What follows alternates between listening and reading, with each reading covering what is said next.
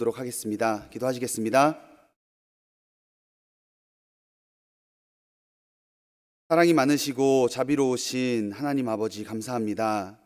주님의 보혈로 저희를 구원하여 주시고 하나님의 자녀 삼아 주신 주님의 은혜에 감사드립니다. 또한 늘 저희 가운데 거하시고 저희의 삶을 주관해 주심을 감사드립니다. 주님께서 베풀어 주신 이 모든 은혜를 잊지 않고 기억하게 하시고 남은 삶 주님께서 주신 그 은혜를 조금이나마 보답하며 살아가기를 원합니다. 주님께서 도와주시고 늘 저희 삶 가운데 성령으로 함께 해주시기를 주님께 간구드립니다. 저희 가운데 시험 가운데 있거나 여러 가지 어려움과 고통 가운데 계신 형제 자매님들 주님께서 기억하여 주시고 위로하여 주시고 또 어느 상황에서나 주님의 능력을 붙들고 주님을 의지하며 살아갈 수 있도록 더 큰 믿음 또한 주님께서 허락해 주시기를 원합니다. 또한 다가오는 10월 성경 강연회 가운데 주님께서 앞서 행해 주시고 또 이뤄진 영혼들을 주님께서 불러 모아 주시고 저희의 마음을 모아 함께 하나님의 은혜 복음을 전파하는데 힘쓸 수 있도록 주님께서 도와주시옵소서.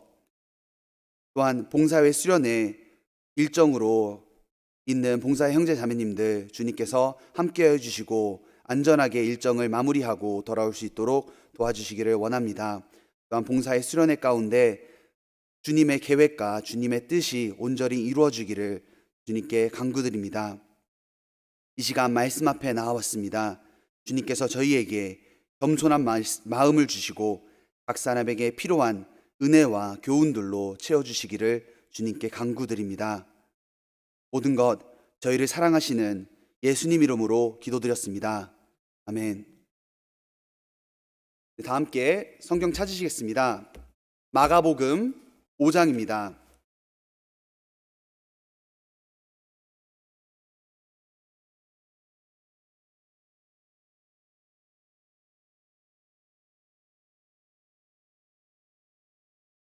마가복음 5장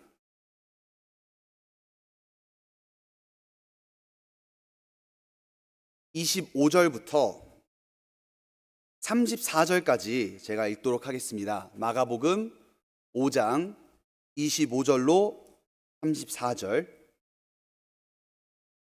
12해를 혈루증으로 앓는 한 여자가 있어 많은 의원에게 많은 괴로움을 받았고 있던 것도 다 허비하였으되 아무 효염이 없고 도리어 더 중하여졌던 차에 예수의 소문을 듣고 무리 가운데 섞여 뒤로 와서 그의 옷에 손을 대니 이는 내가 그의 옷에만 손을 대어도 구원을 얻으리라 하밀러라.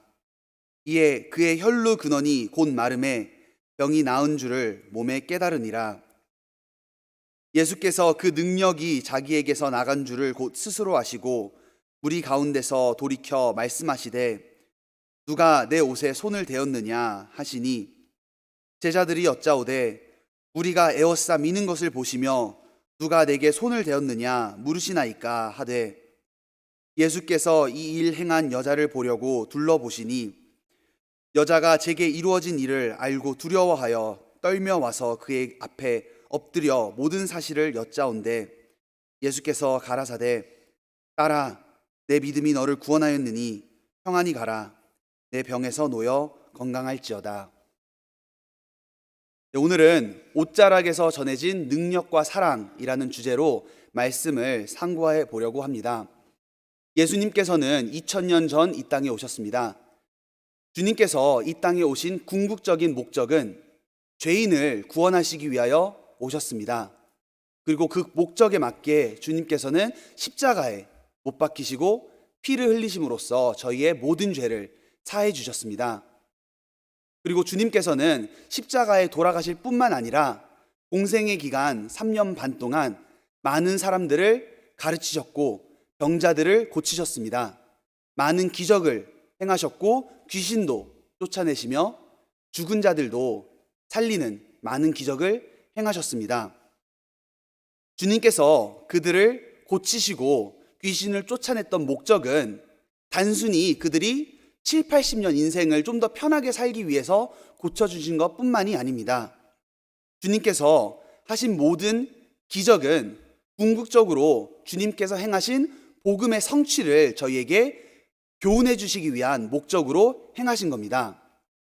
만약 저희가 주님께서 행하신 그 많은 기적을 단순히 육신의 고침으로만 이해를 한다면 육신의 병을 갖지 않은 저희들에게는 예수님의 행하신 일들이 아무 의미가 없을 겁니다. 예를 들어 예수님께서는 소경을 고치셨고 중풍병자를 고치셨으며 문둥병자를 고치시고 죽은 자를 살리셨습니다. 그러나 만약 주님께서 고치신 목적이 단순히 육신을 고치기 위한 목적이라면 소경이 아닌 내가 성경을 읽을 때, 중풍병자가 아닌 내가, 문둥병을 가지고 있는 내가 아닐 때, 나는 죽어있는 몸이 아닐 때 예수님께서 행하신 일은 아무 의미가 없을 겁니다. 그러나 주님께서 행하신 모든 기적은 우리의 영혼에게 주님께서 행하신 일들에 대해서 모형적으로 보여주고 있는 겁니다. 인생 가운데는 많은 노동과 고통과 병과 죽음이 있습니다. 그러나 이 모든 것의 원인은 죄로 인하여 온 것입니다. 처음에 하나님께서 아담과 하와를 만드셨을 때는 모든 것이 고통 없는 세상이었습니다. 그러나 그들의 범죄로 인하여 땅은 저주가 내었고 남자는 땀을 흘려 일을 해야만 소산을 얻을 수 있게 되었으며 여자에게도 잉태하는 고통을 얻게 하셨습니다. 그 모든 인생의 고통과 노동은 죄로 인하여 발달된 것이었습니다. 그렇기 때문에 주님께서는 많은 병 고침을 통해서 주님께서만 인생의 근본적인 문제인 죄 문제를 해결하실 수 있는 분이라는 것을 알려주기 위해 많은 기적을 행하신 겁니다. 예를 들어 주님께서 행하신 많은 기적들이 있죠. 소경을 살리신 적이 있습니다. 소경을 살리신 것은 영적으로 보지 못하는 것들을 비로소 주님을 통해서 보게 된 저희의 모습을 설명하고 있습니다. 사도행전 26장 18절에는 하나님께서 사도 바울을 복음 전파하는 사람으로 보내며 말씀하시길 사람들의 눈을 뜨게 하여 어두움에서 빛으로 사단의 권세에서 하나님께로 돌아가게 하고 죄 사함과 나를 믿어 거룩해 된 무리 가운데 기업을 얻게 하라 라고 하셨습니다. 분명 사도 바울의 복음을 들은 사람들은 눈을 뜨고 있는 사람들이었습니다. 그런데 왜 그들에게 눈을 뜨게 하라 라고 하신 거죠? 육신적인 눈을 이야기하는 것이 아니라 영적으로 소경이고 보지 못하는 것들을 비로소 복음을 통해서 주님을 통해서 보게 함을 말씀하신 것이었습니다. 그래서 에베소서 1장 18절에도 너희 마음의 눈을 밝히사 그 부름의 소망이 무엇이며 성도 안에 그 기업의 영광의 풍성이 무엇인 것을 알게 하라 라는 말씀이 있습니다. 비로소 저희가 주님을 통해서 봐야 할 것들을 볼 수 있게 되는 겁니다. 또한 문둥병자의 문둥병은 많은 고통을 느끼지 못하잖아요. 사람들이 나를 때려도 아무 감각이 없는 겁니다. 구약 성경을 보면 문둥병은 죄를 설명하고 있습니다. 저희도 죄 가운데 살아가며 죄에 대하여 무감각한 사람들이었습니다. 양심에 화인 맞은 사람처럼 많은 죄를 지으면서도 죄가 죄인지 모르고 죄를 즐기며 살아갔고 저희가 가는 모든 곳마다 죄의 흔적을 남기고 다녔습니다. 그런 저희를 주님의 피로 깨끗하게 하셨고 저희의 죄를 사해 주신 겁니다. 주님께서 문둥병자를 살리신 것은 마치 죄를 앓고 있던 저희의 모습이 주님을 통하여 깨끗함을 받은 그런 모습을 설명합니다. 또한 주님께서는 많은 죽은 자들을 살리셨습니다. 그것은 죄로 인하여 영적으로 죽어있던 저희가 주님의 복음을 듣고 말씀을 통하여 다시 살아나서 천국에 갈 수 있는 영생을 얻게 됨을 설명하고 있는 겁니다. 그래서 에베소서 2장 1절에는 너희의 허물과 죄로 죽었던 너희를 살리셨도다 라고 말하고 있습니다. 육신적인 몸이 죽었던 것이 아니라 죄로 인하여 하나님과 끊겨진 그 관계가 비로소 복음을 통하여 살아났음을 저희에게 알려주는 겁니다.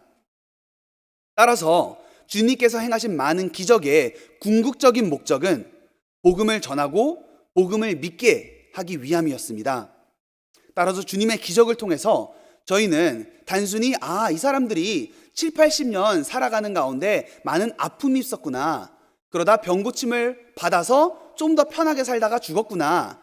이렇게만 이해할 것이 아니라 그것을 통해서 과연 하나님은 어떤 분이신지, 예수님은 어떤 분이신지, 그리고 이 기적을 통해서 내게 교훈받아야 할 사항들은 어떤 것인지 저희는 깊이 생각해보고 묵상해봐야 되는 겁니다.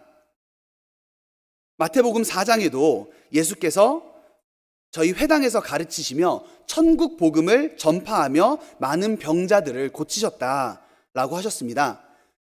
병자들을 고치시고 악한 귀신을 쫓아낸 이유는 천국 복음을 전하기 위하심이었습니다. 그래서 저희는 기적을 통해서 주님의 가르쳐 주시고자 하는 교훈들을 얻어야 됩니다. 오늘은 특별히 12회 혈루증으로 앓는 여자를 통해서 저희가 주님이 누구신지, 그리고 우리 신앙생활 가운데 받아야 할 교훈들을 얻어보고자 합니다. 본문 보시겠습니다. 마가복음 5장입니다. 25절.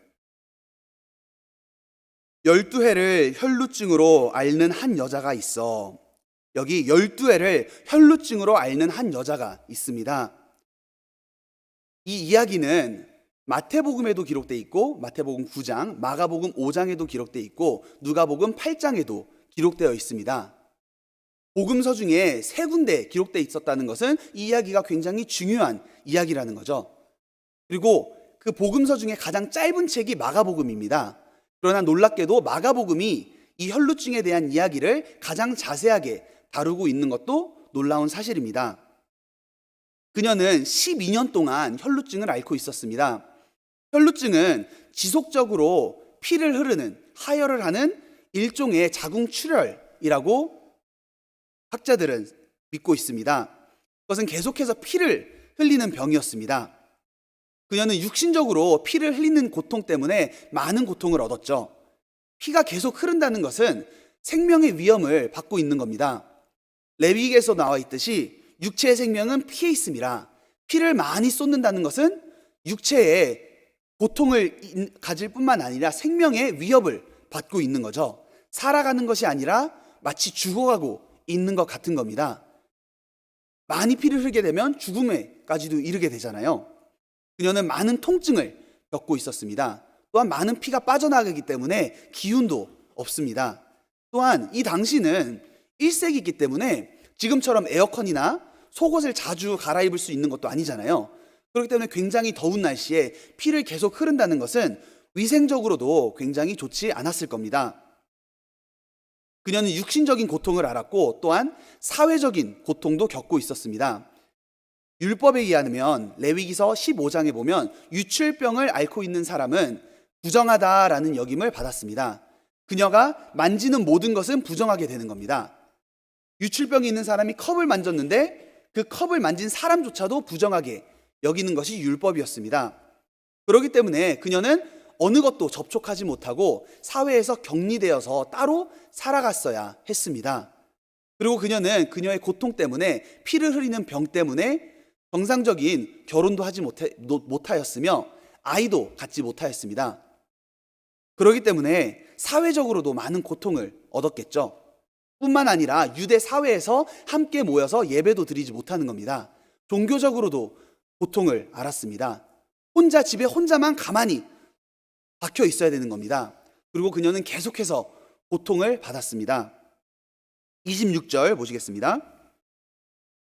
많은 의원에게 많은 괴로움을 받았고 있던 것도 다 허비하였으되 아무 효염이 없었고 도리어 더 중하여졌던 차에 그녀는 자신의 병을 고쳐보기 위해 할 수 있는 모든 것을 시도해 보았습니다. 많은 의원에게 찾아갔다고 하잖아요.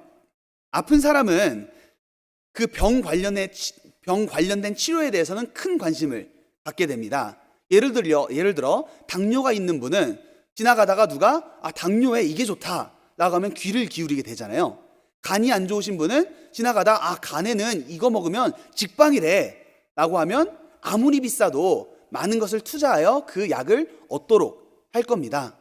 어떤 사람은 혈압이 안 좋대, 혈압에는 이게 최고래 라고 하면 모든 방법을 동원해서더라도 그 혈압에 대한 방법을 찾도록 힘쓰잖아요. 그러나 아프지 않는 사람은 그런 이야기를 주위에 아무리 들어도 관심을 기울이지 않을 겁니다. 그녀는 낫고자 하는 간절한 절실함이 있었기 때문에 혹시나 혈루증에 대한 약이나 처방이 있다면 여기저기 다 찾아가 봤을 겁니다. 많은 의원에게도 찾아가 봤지만 성경은 도움을 받지 못하였다라고 말합니다. 오히려 괴로움을 받았고 있던 것도 돈을 다 허비하였으되 아무 효험이 없었고 더 중하여졌다라고 성경은 말하고 있습니다. 아마 그녀는 간절함으로 인하여 많은 곳을 찾아갔고 어떤 사람들은 방법도 없으면서 그녀의 간절함을 악용하여 어쩌면 사기를 쳤을 수도 있습니다. 지금은 의학이 많이 보편화되었잖아요. 그러나 이 당시 1세기에는 말도 안 되는, 지금 들어오면 너무나도 황당한 의학들이 실제로 존재했습니다. 많은 민간요법들도 존재했습니다. 당시에는 어떤 의원 대학이 있었던 것도 아니고 거의 부모에게 전수받았거나 스스로 독학으로 어떤 치료법들을 만들어내었습니다. 그래서 돌팔이 의학의 역사라는 책을 보시면요, 굉장히 황당한 의학들이 많이 존재했습니다. 예를 들면 1세기에는 간질이 있다고 하면 당시 로마 격투장에서 싸웠던 격투장들이 이제 경기장들 검투사들이 싸우다가 피를 흘리면 그 피를 마시거나 그 사람의 죽은 사람의 간을 먹으면 간질에 도움이 된다라고 생각을 했습니다. 황당하죠, 지금 들으면. 그리고 17세기죠. 17세기에 저명한 의학자 에드워드 테일러 의약품 해설서라는 책을 보면 시체를 이용한 많은 치료법이 존재했습니다. 그래서 경련에는 뼈의 골수가 좋다고 하여 시체에 뼈의 골수를 먹기도 하고, 난청에는 쓸개가 좋다고 하고, 간질에는 심장이 좋다고 생각했던, 지금 생각하면 터무니없잖아요. 그런 의학들이 17세기에도 존재한 겁니다. 그리고 중세기 5세기에서 15세기에는 많은 사람들이 이발사를 하면서 수술을 하는 외과 의사를 겸직을 했습니다. 사람들이 머리 자르러 오다가 저 머리 좀 아파요 하면 같이 그냥 수술까지 해버리는 거죠. 피를 빼서 피를 맡아보고 냄새를 맡거나 먹어보고 어떤 병이 있으시군요. 그러면 이제 많은 피를 빼서 방열을 해서 그 사람을 고친다는 그런 터무니없는 일들도 많이 존재했습니다. 지금 저희 이발사 사인 보면 위에 이제 돌아가는 거 보면 빨간 거, 하얀 거, 그다음에 파란 게 있잖아요. 그 위엔 빨간 것들이 이발사가 예전에 하였던 방열에 의해서 유래했다고 나옵니다. 그리고 세계사를 바꾼 전염병 13가지라는 책을 보면 14세기에 역병을 고치기 위해 이런 민간요법들이 존재했는데요. 역병을 고치기 위해 시궁창 안에서 살기, 아니면 에메랄드를 부셔서 갈아서 먹기, 병든 사람을 안 쳐다보면 전염되지 않는다라고도 믿었고요. 그리고 오줌이나 고름을 마신다거나 또한 상처에 대변 찜질을 하면 낫는다, 이런 의학들이 존재했습니다. 이게 14세기, 15세기, 17세기에 존재하는 의학들이잖아요. 그때 살고 있지 않는 것만으로 해도 너무 다행이죠. 그런데 이 혈루증을 앓고 있었던 이 여인은 1세기의 사람이었습니다. 많은 의원들을 찾아갔는데 어떤 좋은 치료법이 있었을까요? 아마 상상하기도 어려운 수치스럽고 굉장히 고통스러운 일들을 많이 해보았을 겁니다. 이렇게 해서라도 내가 이 병을 12년 동안 고통했는데 나을 수만 있다면 내가 다 모든 것을 해보았을 겁니다. 그러나 아무 도움을 받지 못했습니다. 그녀는 육신적인 고통뿐만 아니라 사회적인 고통, 그리고 경제적인 고통도 받아야 했습니다. 헛된 희망으로 많은 돈을 허비하였고, 성경은 그녀가 많은 괴로움을 얻었다, 의원들에게 많은 괴로움을 얻었다 라고 성경은 말하고 있습니다. 그런 상황에서 그녀의 마음은 어땠을까요? 아마 인생에 소망이 없었을 겁니다. 웃을 이유도 전혀 없었을 겁니다. 인생을 살아가면서 모든 것이 무의미했겠죠. 가족도 없고 아이도 낳지 못하고 너무나 많은 고통을 가졌을 겁니다. 계속해서 피를 흐르고 있기 때문에 아마 그녀의 인생은 살아가는 것이 아니라 마치 죽어가고 있는 듯한 그런 느낌을 받으며 하루하루를 살아갔을 겁니다. 그것은 저희에게 어떤 교훈을 받을 수 있을까요? 그것은 죄로 인하여 고통하는 모든 사람의 모습을 설명하고 있는 겁니다. 또한 주님을 만나기 전 우리의 모습을 보여주기도 합니다. 그녀가 마치 생명을 매일 잃어가고 있었던 것처럼 저희는 죄로 인하여 고통하고 있었고, 그리고 저희 죄로 인하여 죽음을 향하여, 영원한 지옥을 향하여 달려가고 있었던 저희의 일생이었습니다. 그리고 저희가 가는 모든 곳마다 부정함을 나타내었고, 저희가 가는 모든 곳마다 죄의 흔적을 남기고 다녔습니다. 저희의 삶의 모든 흔적을 돌아보면 무엇이 남아 있었을까요? 죄의 열매들이 가득했을 겁니다. 말하는 곳마다 많은 사람들에게 상처를 주고, 그리고 곳곳마다 거짓말을 하며 많은 죄 가운데 저희는 살아가고 있었습니다. 이런 죄의 문제는 인간적인 방법으로는 해결할 수 없었습니다. 많은 사람들은 이런 죄의 근본적인 문제를 해결해 보고자 철학을 알아보기도 하고, 명상을 해보기도 하고, 심지어는 산에 들어가 수도 생활도 해봅니다. 여러 가지 선행도 해보고 종교 생활도 살아보지만, 그런 방법으로 죄의 근본적인 문제와 인생에 참된 행복을 줄 수는 없는 겁니다. 마치 그녀가 많은 의원들에게 인간적인 방법으로 치료를 얻어보고자 하였으되 허비하였다라고 한 것처럼 저희는 인생 가운데 많은 것들을 허비하며 살아갔습니다. 인생에서 아무 의미와 소망 없이 살아갔던 이 여인처럼 사람들은 여러 가지 방법으로 이 땅에서 행복을 얻어보려고 많은 노력을 해봅니다. 어쩌면 돈이 나에게 행복을 주지 않을까? 라는 생각으로 돈을 많이 벌어보기도 하고, 또한 스포츠, 쾌락, 사업, 명예, 지혜, 학벌을 통해서 내가 인생에 만족을 얻어보고자 많은 노력을 해봅니다. 그러나 얻어보면 알죠. 이게 답이 아니구나. 허비된 거죠. 이런 것이 답이 아니라는 것을, 인생의 궁극적인 문제를 해결할 수 없다라는 것은 저희는 깨닫게 됩니다. 모든 것이 허비되고 있었던 거죠. 그 이유는, 인생의 근본적인 문제는 이런 것들로 해결할 수 있는 것이 아닙니다. 인생의 문제는 죄이기 때문에 죄 문제가 해결돼야만 인생의 참된 자유와 행복을 얻을 수 있는 겁니다. 또한 그녀의 고난을 통해서 고난의 유익을 저희가 알 수 있습니다. 그녀가 아마 이런 12해 동안 고난을 받지 않았다면 주님을 찾아가고자 하는 마음도 없었을 겁니다. 저희 또한 주님께서 인생 가운데 많은 어려움을 주시고 고난을 주시지만, 성경에 보면 주께서 인생으로 고생하며 근심하게 하심이 본심이 아니시로다 라는 말씀처럼 저희를 그냥 어렵게 하시기 위해 고통을 주시는 것이 아니라, 비로소 고통 가운데 저희가 주님을 발견케 하여 인생의 참된 행복을 누리게 하기 위해 때로는 주님께서 고통을 허락하시는 겁니다. 저희가 돌이켜봤을 때 내가 언제 주님을 찾았고 언제 주님을 만났을까, 언제 구원을 받았을까 생각해보면 인생 가운데 어려운 가운데 있을 때 비로소 마음이 겸손하여지고 주님을 발견할 수 있었음을 저희가 알 수 있습니다. 그것을 통하여 주님은 인생의 고통을 주셔서 마음을 낮추시고 비로소 구원받게 하심을 저희가 또한 교훈받을 수 있습니다.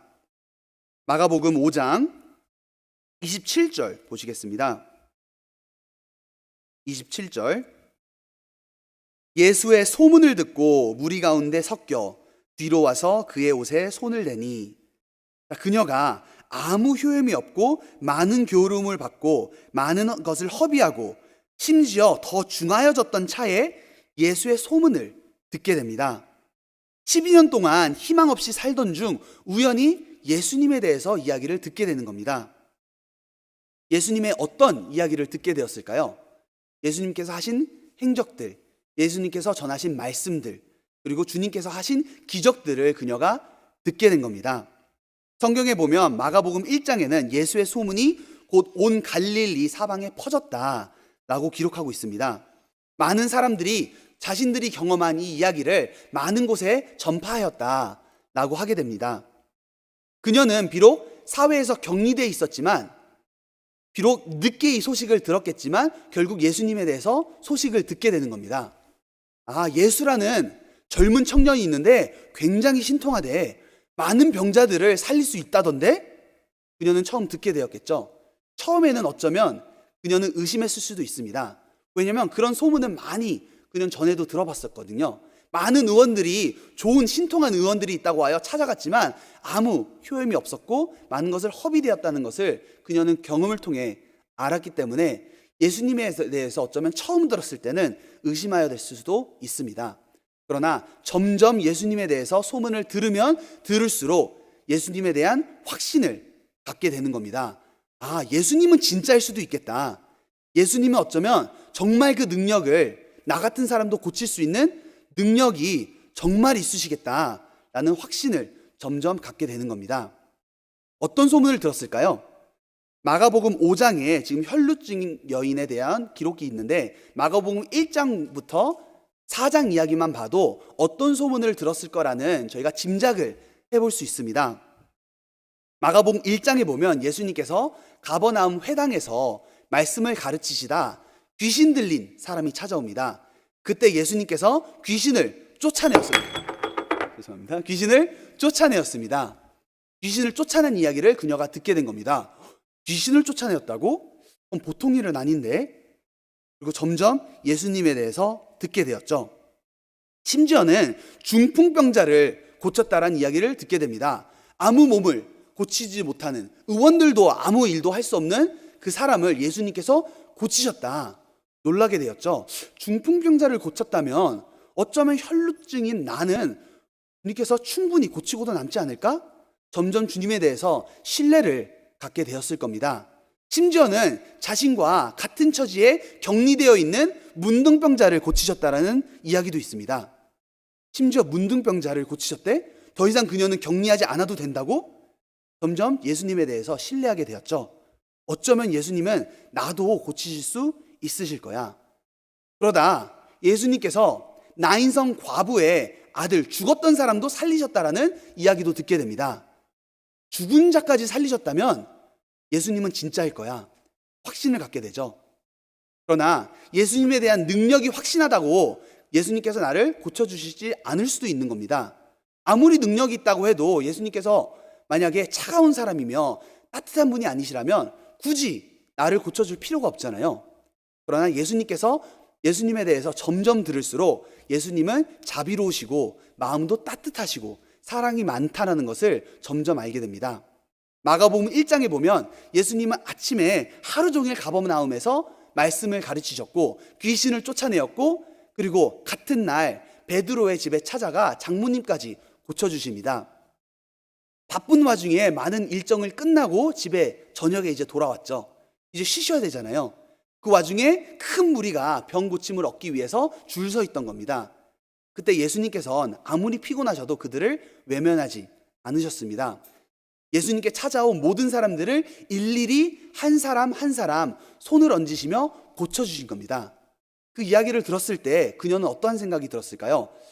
아, 예수님은 능력만 있으실 뿐만 아니라 정말 자비로우신 분이시구나 라는 것을 알게 된 겁니다.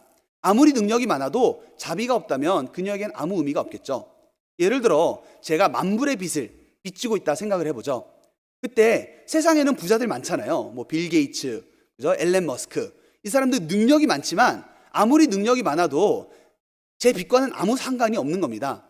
능력이 많아도 제 빚을 갚아줄 의욕이 없고 마음이 없다면 소용이 없는 거잖아요. 그렇지만 예수님은 능력도 있으시지만 그녀를 고치고자 하는 자비로우신 분이라는 것을 그녀는 소문을 통해서 듣게 되는 겁니다. 그때 그녀도 예수님께 찾아가고자 하는 그런 마음을 갖게 됩니다. 어떤 것을 저희가 교훈을 받을 수 있을까요? 그녀는 믿음을 얻게 된 것은 어떤 노력과 어떤 행위로 인하여 얻어진 것이 아니잖아요. 단순히 예수님에 대해서 들었을 때 예수님에 대한 믿음을 얻게 된 겁니다. 성경은 분명히 우리의 믿음은 말씀을 들음으로 말미암았다고 말씀하시고 있습니다. 로마서 10장 17절에도 그러므로 믿음은 들음에서 나며 들음은 그리스도의 말씀으로 말미암았다 라고 말씀하십니다. 성경 또한 너희가 구원의 복음을 듣고 그 안에서 또한 믿어 약속의 성령으로 인침을 받았다. 그리고 너희가 성령을 받은 것이 율법의 행위로냐 아니면 듣고 믿음으로냐 라고 저희에게 묻고 있습니다. 저희도 돌아봐야 되죠.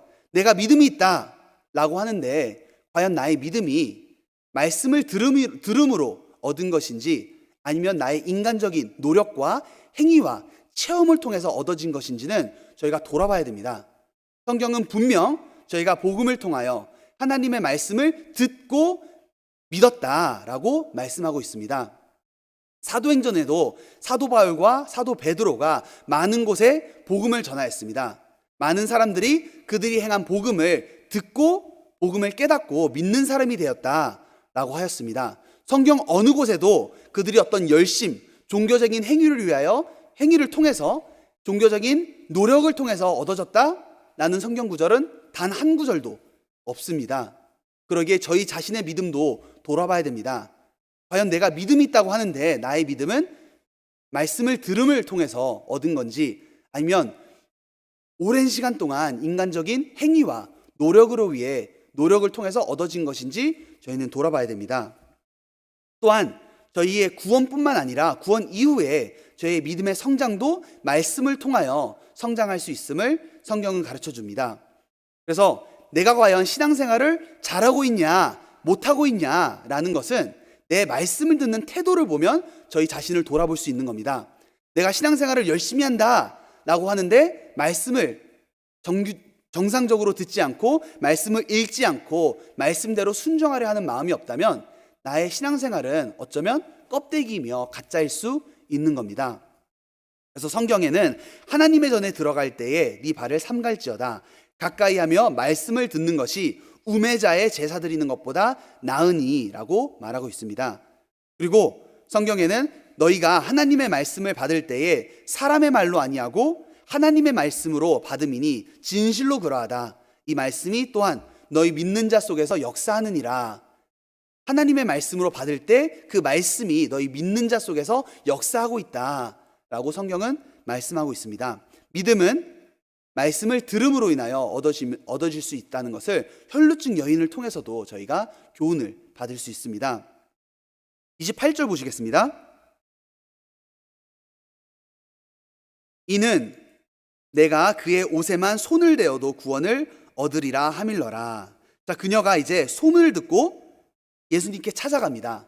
그러면서 속으로 마음에 믿음이 확신이 있는 겁니다. 내가 주님을 다가가기만 한다면, 주님께 찾아가기만 한다면 주님께서 나를 고쳐주실 수 있을 거야 라는 확신으로 주님께 나아가는 겁니다. 마태복음 9장 21절에는 이는 제 마음에 그 겉옷만 만져도 구원을 받겠다 함이라 라고 성경은 기록하고 있습니다. 이제 주님을 믿게 되고 그녀는 주님에게 나아가고자 하는 겁니다. 그러나 그녀가 나아가는 것은 쉬운 일은 아니었습니다. 레위기 15장에 기록된 것처럼 그녀는 부정한 여인으로 취급을 받았기 때문에 혹시 예수님을 찾아가는 도중에 사람들이 그녀를 발견한다면 그녀는 사회에서 매장을 당할 수도 있고 심지어 죽임을 당할 수도 있는 겁니다. 그녀는 목숨을 걸고 예수님께 찾아가야 했습니다. 뿐만 아니라 그녀는 주님을 찾고자 하는 마음이 있었지만 지금처럼 뉴스나 광고를 통해서 예수님이 며칠, 몇 시, 몇 분에 이곳에 나타나십니다 해서 찾아갈 수 있는 게 아니잖아요. 여기저기 찾아보면서 예수님 혹시 여기 오신다 하셨나요? 여기저기 찾아 헤맸을 겁니다. 때로는 바람 맞으실 수도 있죠. 여기 온다고 했는데 알고 보니 아닌 겁니다. 그래서 여러 곳을 찾아 헤맸을 겁니다. 여러 가지 장애물이 있었지만 그녀는 낫고자 하는 간절한 마음이 있었기 때문에 그런 장애물을 극복하고 끝까지 예수님을 찾아가게 되는 겁니다. 이런 상태로 내가 계속 사느니 차라리 죽는 게 낫겠다 라는 그런 절실한 마음으로 많은 장애물을 극복하고 그녀는 예수님께 찾아갑니다. 많이 오랜 시간 주님을 찾아 헤맸을 겁니다. 그러던 중 결국 예수님을 찾게 됩니다. 우연히 예수님이 저 바닷가에서 이제 시간이 좀만 지나면 건너오신다라는 이야기를 듣게 된 겁니다. 그리고 기다리다 보니 마침 저 끝에서 예수님이 갈릴리 바다를 건너서 오십니다. 반가웠겠죠? 21절 보시겠습니다. 마가복음 5장 21절. 예수께서 배를 타시고 다시 저편으로 건너가심에 큰 무리가 그에게로 모이거늘 이에 바닷가에 계시더니, 드디어 기다리고 기다리던 찾고 찾던 예수님이 저기 바다에서 건너오십니다. 이제 내가 나을 수 있겠다 라고 생각했는데 더 문제가 생겼죠. 큰 무리들이 있는 겁니다. 그런 마음을 예수님을 기다리고 있었던 사람들은 그녀뿐만이 아니었던 겁니다. 큰 무리가 있었고 그녀는 부정한 여인이었기 때문에 크게 소리 지르며 주여 저를 구원해 주소서 라고 말하지도 못하는 겁니다.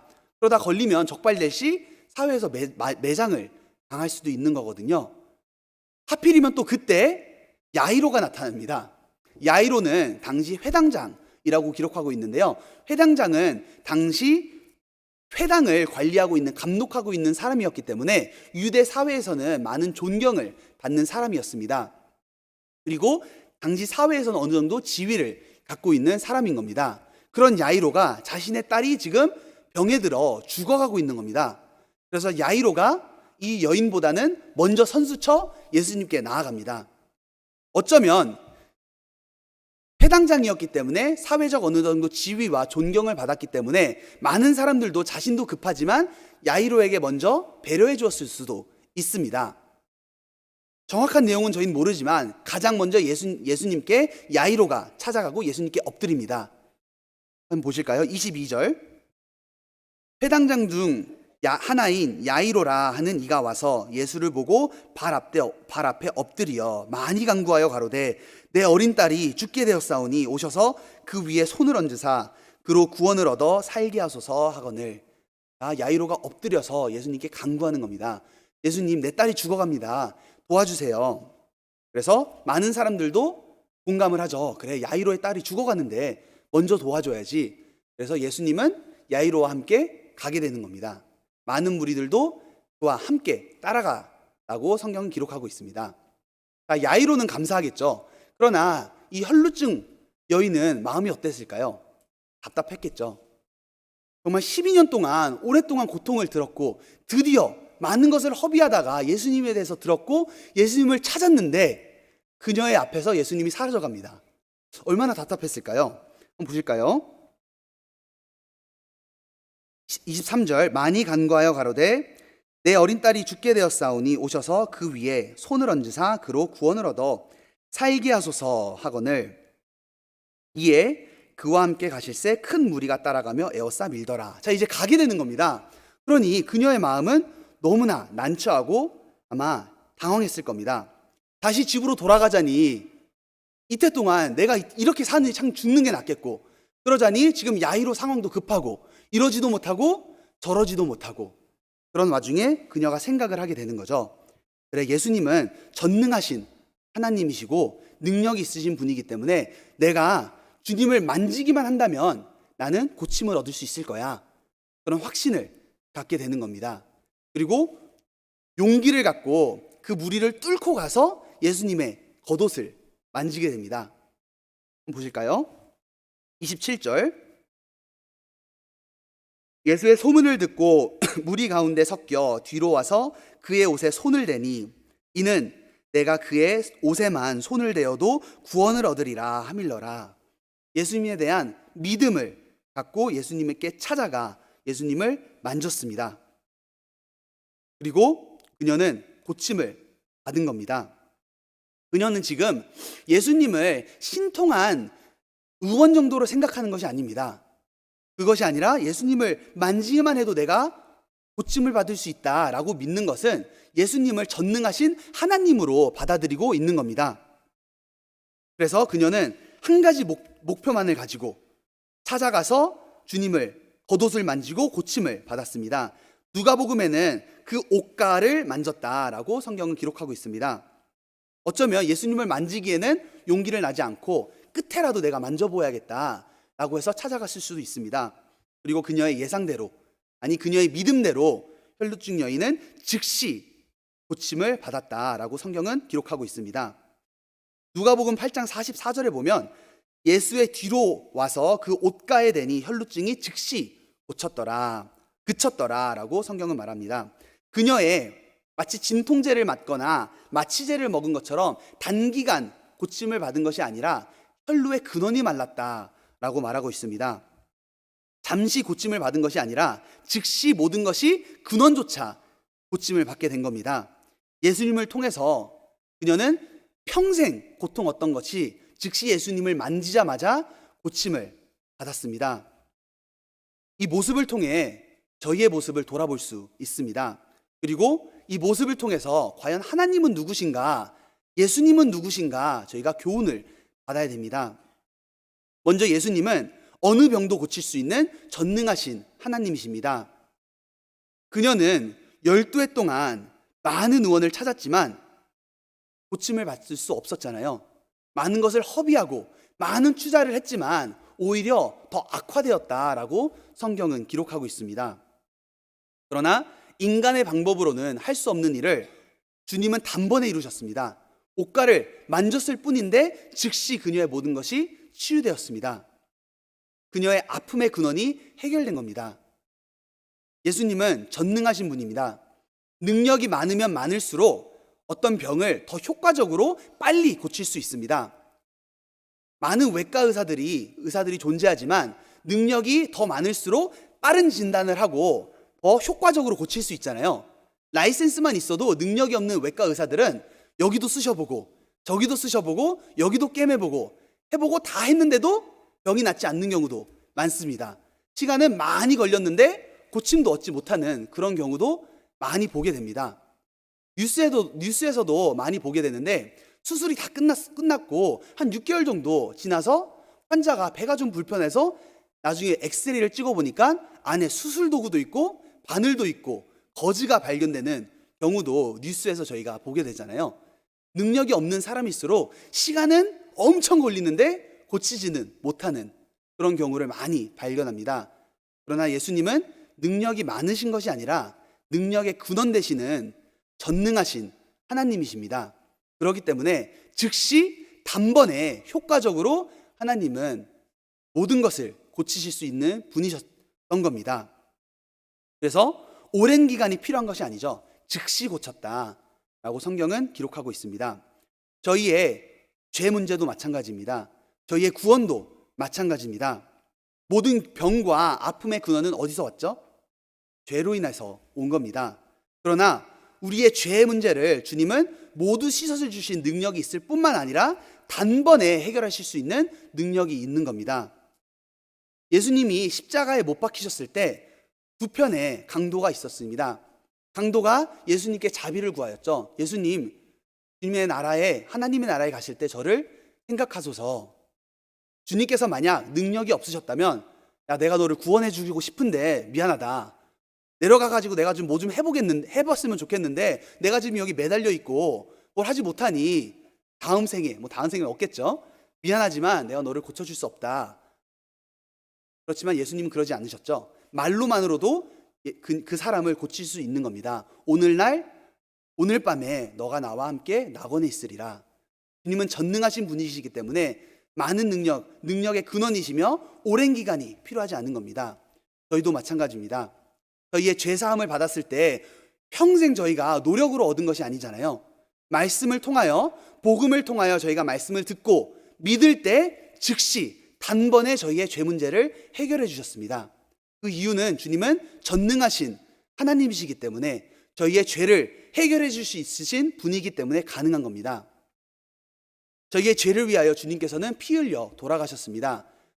성경은 주님은 죄 없으신 분이라고 하셨습니다. 죄가 없으시기 때문에 내 죄를 위하여 돌아가실 수 있는 능력도 있으신 겁니다. 마가복음 한번 보실까요? 마가복음 2장입니다.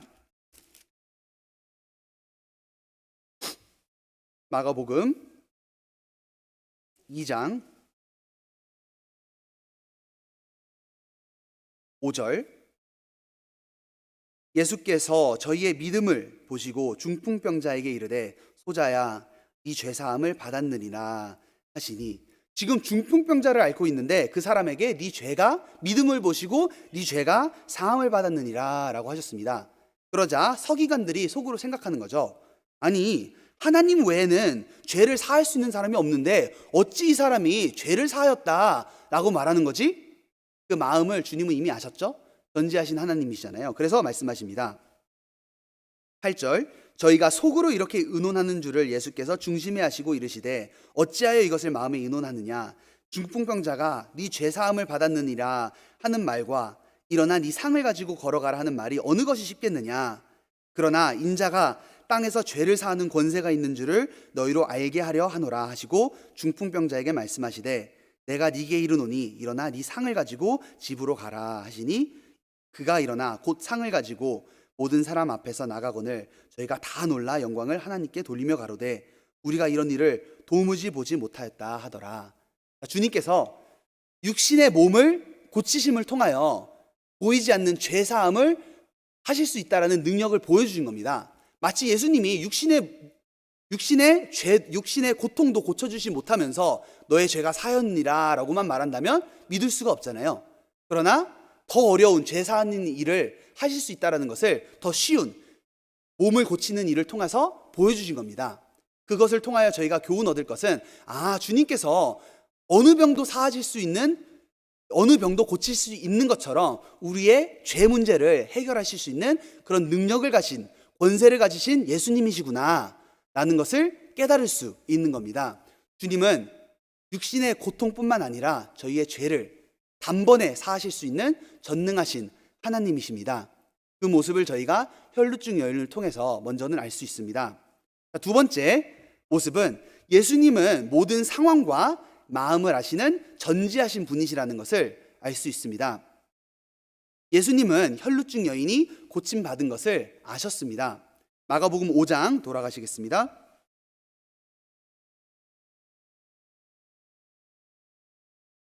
마가복음 5장 29절입니다. 이에 그의 혈루 근원이 곧 마름에 병이 나은 줄을 몸에 깨달으니라. 그녀가 깨달았죠? 그러나 예수님도 아셨습니다. 예수께서 그 능력이 자기에게서 나간 줄을 곧 스스로 아시고, 예수님은 그녀가 고침을 받았다는 것을 모르시고 있었던 것이 아닙니다. 그리고 자칫하면 저희가 막 능력이 나갔을 때 예수님이 내 능력이 나갔네?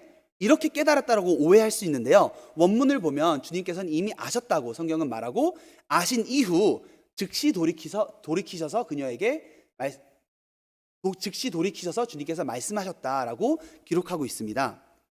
주님은 전지하신 분이십니다. 주님은 그녀가 고침받은 것을 아셨습니다. 갑자기 깨달은 것도 아니고 실수로 능력이 나갔던 것도 아닙니다. 그녀가 찾아왔을 때부터 처음부터 그녀를 아셨습니다. 성경은 너희에게는 머리털같이 다 세신받으셨다 라고 하셨고, 여호와여 주께서 나를 감찰하시고 앉으셨나이다. 주께서 나의 앉고 일어섬을 아시며 멀리서도 나의 생각을 통촉하시오며 나의 길과 눕는 것을 감찰하시며 나의 모든 행위를 익히 아시오니 여호와여 내 혀의 말을 알지 못하시는 것이 하나도 없으시나이다 라고 기록하는 것처럼, 주님은 그녀가 찾아왔을 때뿐만 아니라 그녀가 혈루증을 처음 알았을 때도 아셨고, 그녀가 태어났을 때부터 이미 그녀에 대해서 주님은 알고 계신 겁니다. 그녀의 아픔을 주님은 처음부터 아셨습니다. 그리고 그녀가 옷자락을 만졌을 때 그녀의 믿음을 아시고 주님께서 고쳐주신 겁니다. 주변 사람들은 아무런 몰랐지만 그녀는 알았고 예수님은 아셨습니다. 이 모습을 통해서 주님은 나의 모든 생각과 나의 모든 상황을 아시는 전지하신 하나님이시다라는 것도 저희가 알 수 있는 겁니다. 세 번째 모습은 예수님은 자신에게 나오는 자들을 고쳐주시기 원하시는 자비로우신 분이시라는 것을 저희가 또한 알 수 있습니다. 아무리 능력이 많아도 고쳐줄 마음이 없다면 소용없는 거죠. 빌 게이츠가 아무리 돈이 많아도 저에게는 큰 의미가 없는 겁니다. 제 빚을 갚아줄 마음이 없기 때문이죠. 그렇기 때문에 능력도 있어야 되지만 나를 고쳐줄 의지와 자비도 있어야 되는 겁니다. 그러나 예수님은 아무리 바빠도 병자들을 헤아리시며 같이 채울하시며 같이 아파하시며 그들을 고쳐주시기 원하시는 긍휼이 많으신 주님이십니다. 그래서 주님은 불쌍히 여기는 마음으로, 진실한 마음으로 많은 병자들을 일일이 고쳐주셨습니다. 마가복음 1장에는 한 문둥병자가 찾아오는데요. 문둥병자는 직업도 없었습니다. 사회에서 격리되었거든요. 직업도 없으니 돈도 없었겠죠. 주님 앞에 내세울 것은 하나도 없는 겁니다. 그래서 민망하지만 주님께 나오면서 말하길, 주여 원하시면 나를 깨끗게 하실 수 있나이다. 돈이라도 있으면 주여 제가 5,000불 드릴게요. 저 좀 고쳐주세요. 또 뭔가 명분이 있잖아요. 아무 명분 없이 그냥 예수님 앞에 나아가서 주님, 전 가진 거 아무것도 없습니다. 그렇지만 주님께서 긍휼을 여기시고 주님께서 원하신다면 나를 깨끗해 하실 수 있나이다. 그거 하나 내세운 겁니다. 주님의 긍휼. 주님께서 어떻게 하셨죠? 외면하지 않으신 겁니다. 내가 원하노니 깨끗함을 받으라. 주님께서는 자비가 많으신 분이십니다. 그렇기 때문에 주님께서는 이 혈루증 여인도 고쳐주신 겁니다. 주님 또한 우리를 구원하시기 위해서 능력이 있으실 뿐만 아니라 주님은 우리를 구원하시고자 하는 의지도 있으십니다. 디모데전서 2장 4절에는 하나님은 모든 사람이 구원을 받으며 진리를 아는데 이르기를 원하시느니라.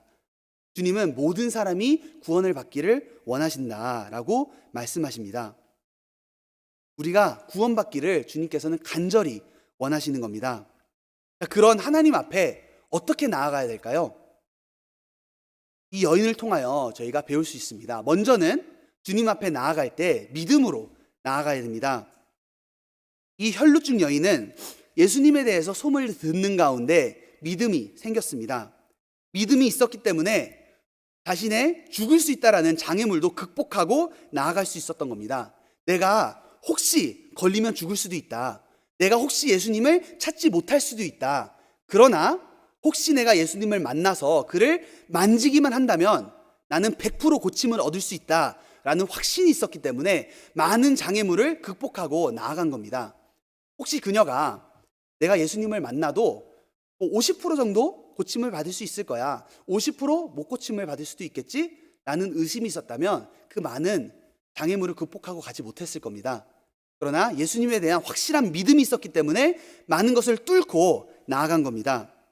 주님은 우리를 믿음으로 나아오는 자들을 받아주십니다. 우리가 구원을 얻었을 때 어떻게 구원을 얻었죠? 우리가 믿음을 통하여 주님께 나아갔을 때 주님은 우리를 받아주셨습니다.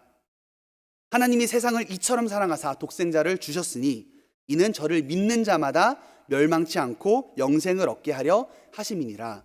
우리가 그 안에서 그를 믿음으로 말미암아 담대함과 하나님께 당당히 나아감을 얻느니라. 우리가 맑은 물로 씻었으니 참 마음과 온전한 믿음으로 하나님께 나아가자. 우리는 주님께 믿음으로 나아갔을 때 구원함을 얻었습니다. 주님은 자신에게 믿음으로 나아오는 자들을 구원해 주실 뿐만 아니라 우리가 신앙생활 가운데도 믿음으로 행하는 모든 것들을 주님께서 받아주십니다. 그리고 믿음으로 행하는 모든 사람들에게 상 주시는 분이십니다. 히브리서 11장 6절에는 믿음이 없이는 기쁘시게 못하나니 하나님께 나아가는 자는 반드시 그가 계신 것과 그가 자기를 찾는 자들에게 상 주시는 이심을 믿어야 할지니라. 믿음이 없이는 하나님을 기쁘시게 할 수 없는 겁니다. 신앙생활 가운데 많은 유혹이 있습니다. 많은 장애물도 있고 내 앞에 놓여진 즐거움들이 너무나도 많은 겁니다. 그러나 어떤 사람이 그런 장애물들을 극복하고 신앙생활을 할 수 있는 거죠? 확실한 믿음이 있는 사람입니다. 내가 이런 유혹이 있지만, 이런 어려움이 있지만 주님께서 나에게 반드시 상 주신다. 하나님 분명 살아계신다. 라는 믿음을 가지고 살아가는 사람들이 그 많은 어려움들을 극복하고 갈 수 있는 겁니다. 만약에 우리 마음속에 의심이 있다면 세상과 타협할 겁니다. 정말 하나님 살아계실까? 정말 천국이 있을까? 정말 성경의 말씀대로 천국의 영광이 이 땅에 있는 고통만큼 비교할 수 없는 영광일까? 의심이 든다면 타협할 겁니다. 그리고 장애물을 극복하지 못하고 주저하게 될 겁니다. 그러면서 이런 생각하겠죠. 혹시 모르니까 이 땅에서라도 내가 손해보지 말아야지. 그리고 믿음에 대한 생활을 포기하고 주저하게 되는 겁니다. 그러나 마음속에 주님께서 반드시 이 길 끝에서 상 주신다 라는 그런 확신이 있는 사람은 아무리 내 목숨을 걸고도 끝까지 그 길을 나아갈 겁니다. 마치 이 여인이 예수님에 대한 확신을 가지고 많은 장애물을 극복한 것처럼 우리 마음속에도 그런 믿음이 필요한 겁니다. 그때 시련과 고난과 모든 것들을 극복하고 인내로 주님 앞에 나아갈 수 있습니다. 히브리서에는 잠시 잠깐 후면 오시리가 오시리니 지체하지 아니하시리라. 오직 나의 의인은 믿음으로 말미암아 살리라. 또한 뒤로 물러가면 내 마음이 저를 기뻐하지 아니하리라. 믿음으로 사는 겁니다. 믿음으로 살아갈 때 저희는 뒤로 물러나지 아니하고 끝까지 인내하고 앞으로 나아갈 수 있는 겁니다. 자, 두 번째, 주님께 나아갈 수 있는 방법은 첫 번째는 믿음이고 두 번째는 간절한 마음이 필요합니다. 저희가 혈루증 여인을 통하여 한 가지 확실히 알 수 있는 것은 그녀는 절실하고 간절했다는 겁니다. 이 여인은 누구보다 간절했습니다. 그러기 때문에 목숨의 위험까지 감수하고 무리를 뚫고 지나가 겉옷이라도 만져보려고, 얼마나 절실함이 느껴지지 않으시나요? 겉옷이라도 만져보려고 끝까지 가보는 겁니다. 그녀는 간절했습니다. 만약 그녀가 간절하지 않았다면, 절실하지 않았다면 사실 극복해야 할 장애물들은 너무나도 많았던 겁니다. 이 큰 이스라엘 땅에서 내가 예수님을 어떻게 만나? 사실 큰 장애물이죠. 혹시 내가 밖에 나갔다가 내가 혈루증 여인인 거 들통이라도 나면 죽을 텐데, 많은 장애물이 있는 겁니다. 이 많은 무리 가운데 찾아갔을 때 무리가 많았죠. 내가 어떻게 이 무리 가운데 뚫고 예수님을 만나지? 그래, 나보다는 야이로 회당장이 더 급하지. 사실 타협할 수 있는 일들은 너무나도 많았습니다. 그러나 그녀는 너무 간절했기 때문에 그 어려움과 장애물을 극복하고 끝까지 예수님께 나아간 겁니다. 이번 아니면 난 기회가 없다. 나는 절실함이 있었던 거죠. 주님은 모든 사람을 구원하시길 원하십니다. 그러나 모든 사람이 구원받지 못하는 이유가 뭐죠? 구원받고자 하는 간절한 마음이 없기 때문입니다. 구원받고자 하는 찾는 마음이 없기 때문에 이뤄져 가고 있는 겁니다. 성경에도 하나님의 구하시는 제사는 상한 심령이라 하나님이여 상하고 통회하는 마음을 주께서 멸시치 아니하시리라 라고 말하셨고, 중심에 통회하는 자는 하나님은 구원하신다 라고 하였지만, 안타깝게도 많은 사람들이 구원받고자 하는 마음도 없고 절실함도 없고 간절한 마음이 없기 때문에 회개를 하지 않습니다. 그리고 주님을 찾지도 않기 때문에 결국에 만나지 못하는 겁니다. 누가복음 18장에 보면 세리와 바리새인이 기도하는데, 세리는 누구보다도 절실했습니다. 하나님이여 불쌍히 여기옵소서, 나는 죄인이로소이다. 그런 간절한 기도를 하나님께서는 들으시고 그를 받아주셨습니다. 마가복음 10장에는 소경거지 바디메오가 있습니다. 그는 앞도 보지 못하기 때문에 이 여인처럼 예수님께 찾아가지도 못하죠. 단순히 길가에 예수님에 대한 많은 소문을 들었지만 찾아가지도 못하는 겁니다. 소경이잖아요. 그러다 우연히 예수님께서 지나가신다는 소리를 듣게 된 겁니다.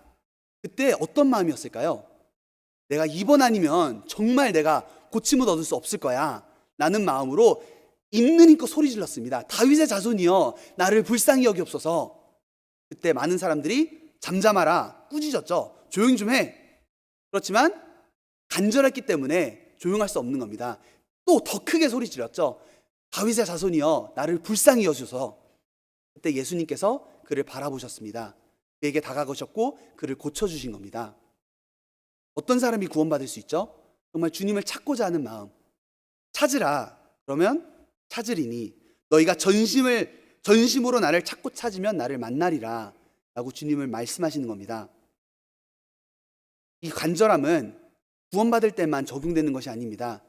저희 신앙생활 가운데서도 저희는 이런 간절한 마음이 필요한 겁니다. 간절히 주님께 도움을 구하고 나오는 사람을 주님께서 외면하지 않으십니다. 우리가 왜 주님은 그렇게 능력이 많으시고 전능하신 하나님이신데 왜 내 삶 가운데 주님의 능력이 나타나지 않고 왜 주님의 능력을 체험하지 못하죠? 간절하지 않기 때문입니다. 간절하지 않기 때문에 그만큼 기도하지도 않습니다. 끈질기게 기도하는 게 없는 겁니다.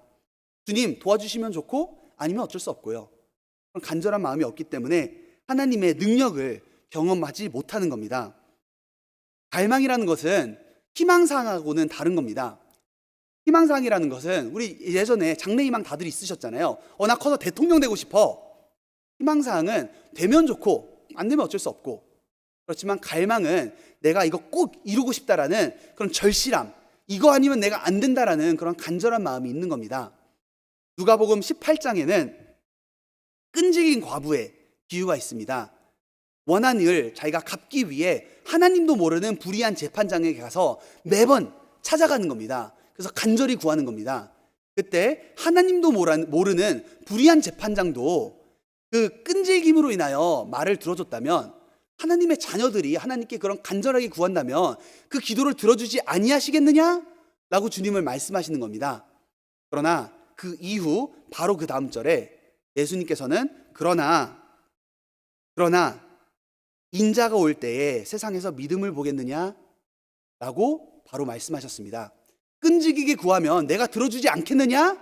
라고 하시고, 그러나 인자가 올 때, 마지막 때에 그렇게 구하는 사람, 그렇게 믿는 사람, 간절한 사람이 없다는 겁니다. 그래서 주님의 능력을 경험하지도 못하고 체험하지도 못하는 겁니다. 저희는 신앙생활 가운데 간절해야 될 것들이 너무나 많습니다. 내 주변에 지옥으로 향하여 달려가고 있는 사람들 건지고자 하는 그런 간절한 마음이 필요한 겁니다. 한번 생각을 해보죠. 내 인생 가운데 어떤 간절한 바람들이 있었잖아요. 내가 이런 대학을 꼭 붙었으면 좋겠다. 이런 직장을 꼭 얻었으면 좋겠다. 아니면 부모님들은 내 자녀가 이 대학 꼭 붙었으면 좋겠다. 이 직장 꼭 얻었으면 좋겠다. 그런 간절한 마음과 내 주변에 사랑하는 사람들이 지옥에 가고 있을 때, 이 사람 구원받았으면 좋겠다. 그 간절한 마음을 비교해 봤을 때 어느 것이 더 간절하셨나요? 과연 영원히 이뤄져가고 있는 이런 사람들을 보면서도 내 마음속에 그런 한이 없으신가요? 이 사람들 내가 한번 구원해보고자 하는 그런 불쌍히 여기는 마음, 간절한 마음이 혹시 없으신가요? 그런 간절한 마음이 우리는 필요한 겁니다. 주님께서는 간절한 사람들의 마음을 헤아리십니다. 그리고 그 사람들에게 능력을 베풀어 주시고 주님의 능력을 경험하게 하시는 겁니다. 그리스도인들은 갈망할 것들이 너무나 많죠. 영혼들을 구원하고자 하는 그런 마음, 내 주변에 이루어져 있는 사랑하는 사람들을 위한 갈망하는 마음, 내가 우리 아틀란타 교회가 정말 큰 교회가 됐으면 좋겠다라는 그런 간절한 마음, 정말 내 주변에 내가 인생 가운데 낭비되었던 이 시간들을 어떻게 보자 회복하여서 하나님을 위해 조금이나마 살아보고자 하는 그런 마음, 그런 간절한 원한과 그런 갈망이 우리 삶 가운데 필요한 겁니다.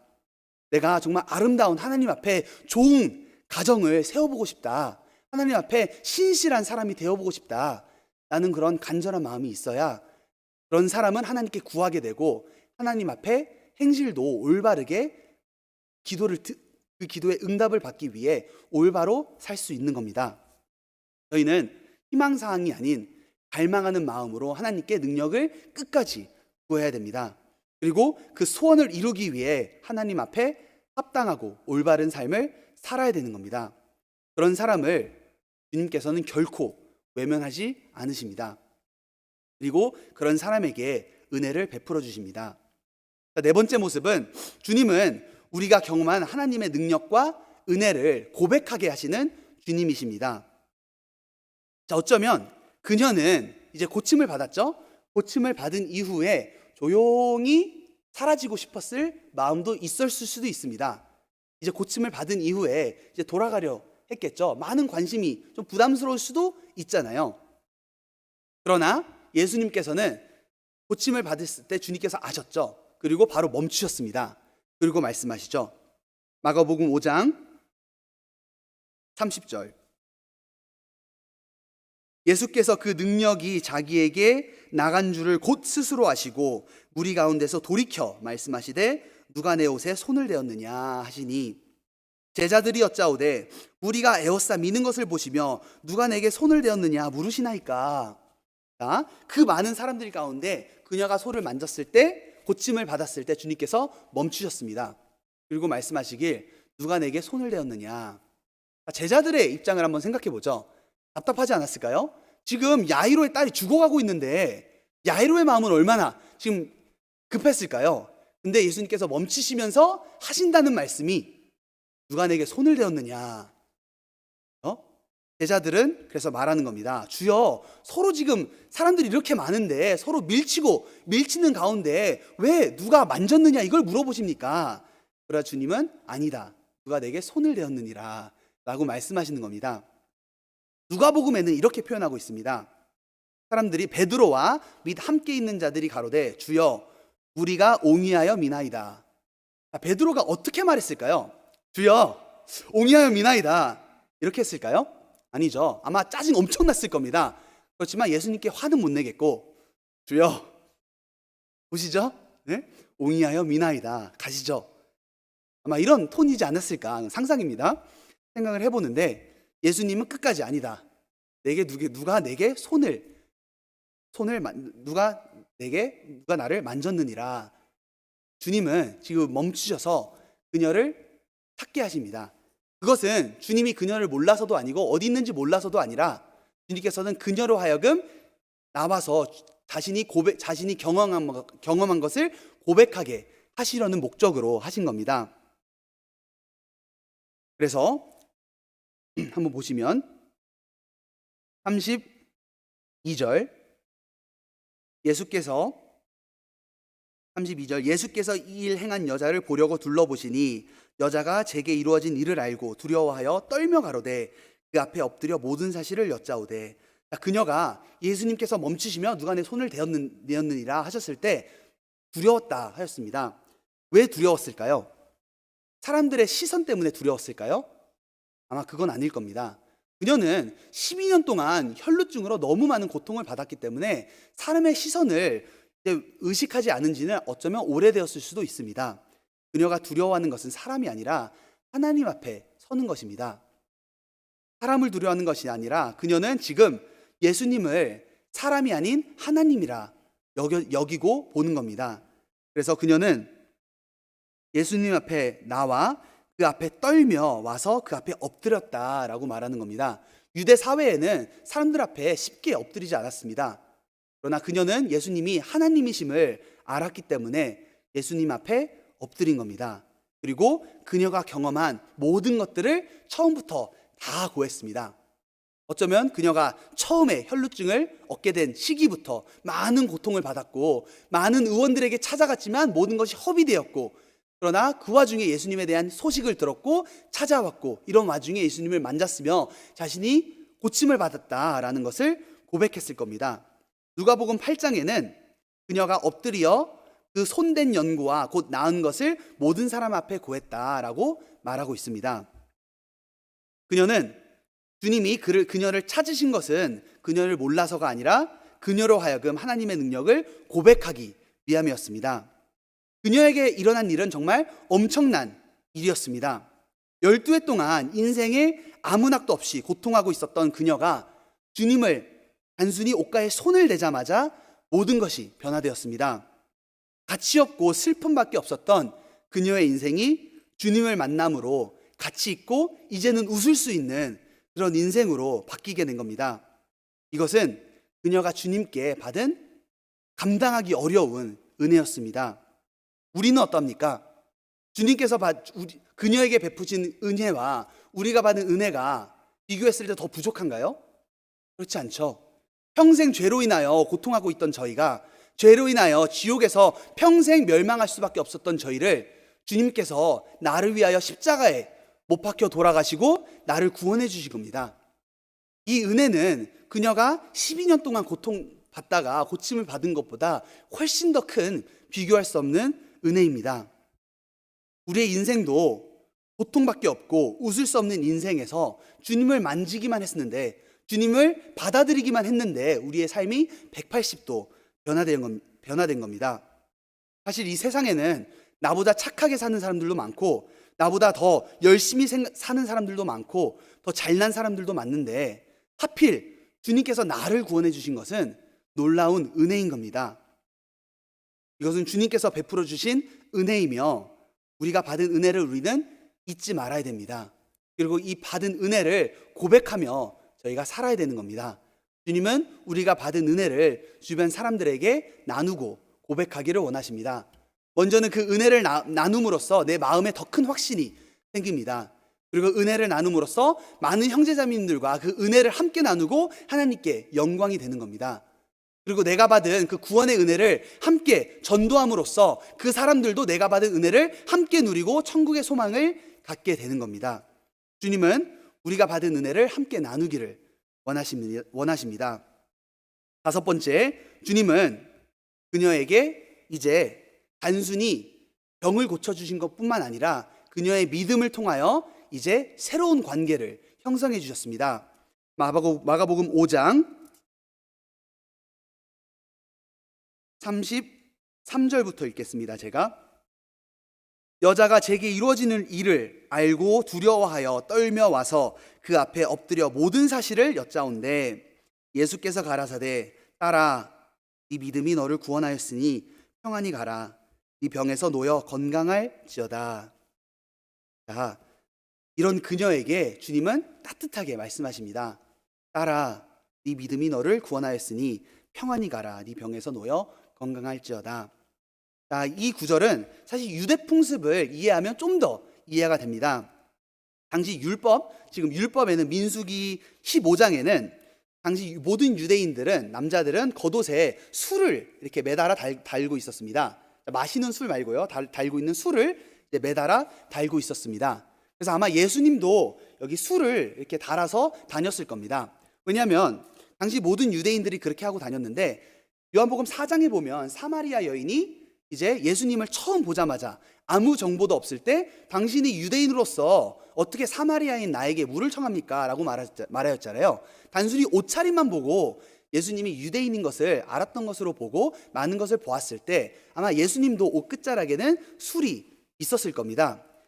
율법에 기록되어 있는 내용이었거든요. 그리고 그 술을 보면서 이제 율법에는 하나님의 모든 계명을 기억하고 준행하게 하였다라고 하였고, 그리고 이제 랍비 문헌에는 가족이 아닌 다른 외부 사람이 함부로 남의 술을 만졌을 때는 처벌을 받아야 하는 것이 그 당시 관습이었습니다.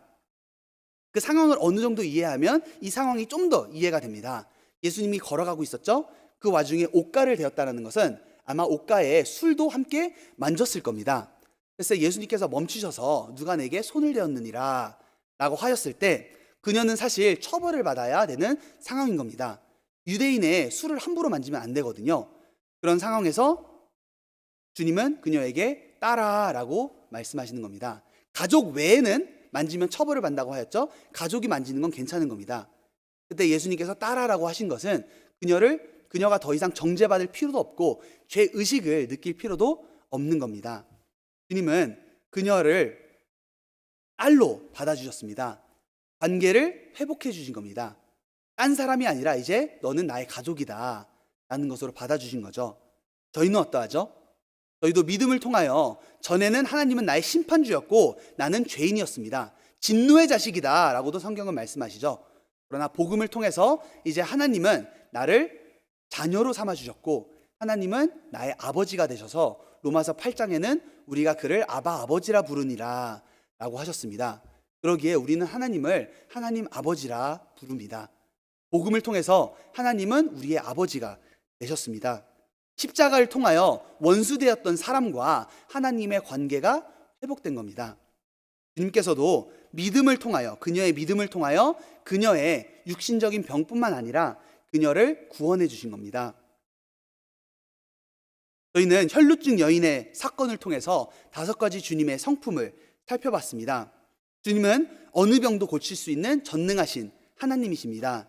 그리고 주님은 모든 상황과 마음을 아시는 전지하신 분이십니다. 주님은 자신에게 나오는 자들을 외면하지 않으시는 자비로우신 분이시고 또 주님은 우리가 경험한 하나님의 능력과 은혜를 고백하게 하시는 분이십니다. 또한 주님은 우리의 믿음을 보시고 새로운 관계를 만들어서 하나님은 나의 아버지가 되셨습니다. 이 혈루증 여인이 예수님의 소문을 들음으로 믿음이 생긴 것처럼 우리는 주님의 말씀을 들음으로 우리가 믿음을 얻게 되었습니다. 또한 우리는 말씀을 들음으로 계속해서 믿음이 성장할 수 있습니다. 그녀는 확실한 믿음과 간절한 마음으로 주님께 나아간 것처럼 저희 신앙생활 가운데도 우리는 하나님에 대한 확실한 믿음과 하나님에 대한 주님의 것을 이루고자 하는 우리의 간절한 갈망이 필요합니다. 그리고 우리도 신앙생활 가운데 우리가 받은 은혜를 주님께서는 함께 누리고 함께 나누기를 원하십니다. 우리는 우리가 받은 은혜를 늘 기억하고 함께 나누며 베풀어진 은혜를 보답하며 살아가야 됩니다. 마지막으로 이거는 유대 역사가 유세비우스라는 사람이 기록한 글인데요. 역사가 유세비우스의 증언에 의하면 이 혈루병에서 고침을 받은 이 여인은 이제 고향에 돌아가 예수님께서 자신을 고쳐주시고 구원해 주셨다는 사실에 감사하여 기념비를 세우고 일생 동안 그리스도를 증거하다가 죽었다고 합니다.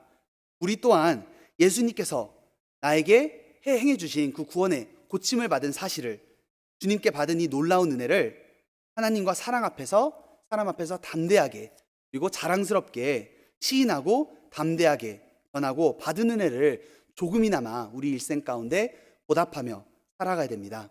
기도하시겠습니다. 거룩하시고 자비로우신 하나님 아버지, 감사합니다. 주님의 보혈로 저희를 구원하여 주시고 새 생명을 주시며 천국의 소망을 두고 살아갈 수 있도록 허락해 주신 은혜에 감사드립니다. 주님께서 베풀어 주신 이 크신 은혜를 저희 마음속에 늘 간직하며 기억하며 살아가게 하여 주시고 저희의 남은 삶 조금이나마 그 받은 은혜를 보답하며 살아갈 수 있도록 허락해 주시기를 주님께 간구드립니다. 다가오는 10월 성령 강연회 가운데 저희의 마음을 모아주시고 저희가 깨달은 이 주님의 복음의 사실을 더 많은 사람들과 함께 나눌 수 있도록 주님 함께하여 주시며 또 그 일을 위하여 저희가 열정을 품고 복음 전파하는 데 힘쓸 수 있도록 주님 함께 역사해 주시옵소서. 봉사의 수련회를 마치고 오는 형제 자매님들 발걸음 주님께서 인도하여 주시기를 원합니다. 이후에 있을 모든 교제 가운데서도 주님께서 함께 해 주실 것을 믿으며 저희를 사랑하시는 예수님 이름으로 기도드렸습니다. 아멘.